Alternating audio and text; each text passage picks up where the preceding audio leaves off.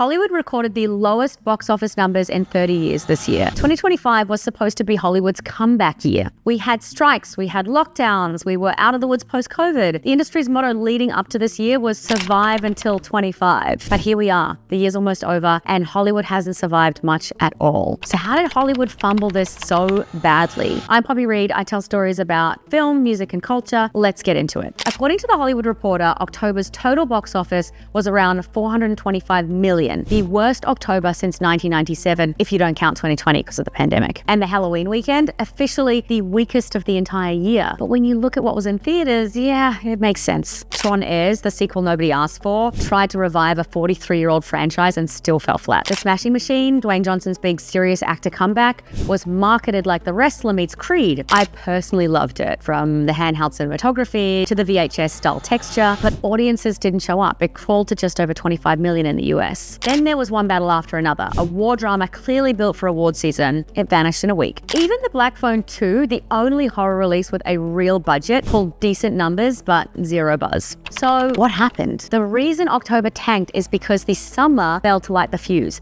That's when Hollywood usually builds hype that carries through to Christmas. But this year, the blockbusters just didn't stick. Mission Impossible: Final Reckoning was so long and confusing that it barely broke even. Jurassic World Rebirth made money, about 870 million worldwide, but that's still down more than 100 million from the last one. And Superman was supposed to hit $1 billion.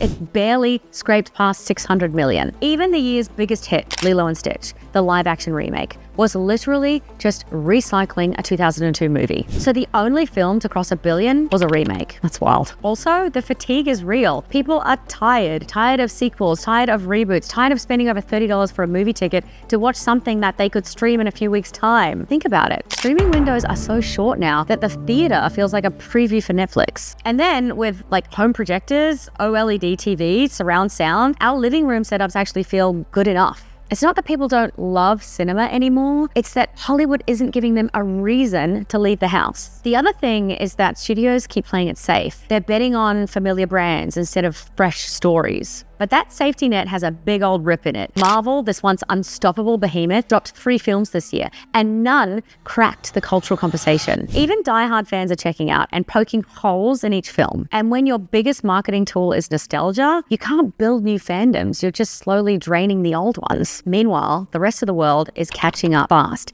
The biggest grossing film of the year wasn't even American. It was Ninja 2, a Chinese animated fantasy epic that made almost all of its US $1.2 billion domestically. That's a huge signal. Audiences outside the US are finding their own cinematic voices. And once those films start connecting globally, Hollywood's monopoly on blockbuster culture is over. It wasn't all bad though. So F1, co-produced with Brad Pitt, actually delivered that old school cinematic buzz. You know, engines, adrenaline, a soundtrack that made you want to speed race. I loved it, and it connected with fans. It made about 630 million worldwide. Solid, just not enough to reset the tone. Smaller films like Sinners and Weapons earned strong reviews, but without viral energy or cultural urgency, they couldn't shift the mainstream. That's the real issue. Momentum. Hollywood used to roll out cultural events. Titanic, Avatar, The Dark Knight, Barbie and Oppenheimer. Remember Barbenheimer in 2023? Now it's rolling out content. And you can't build cultural momentum on content.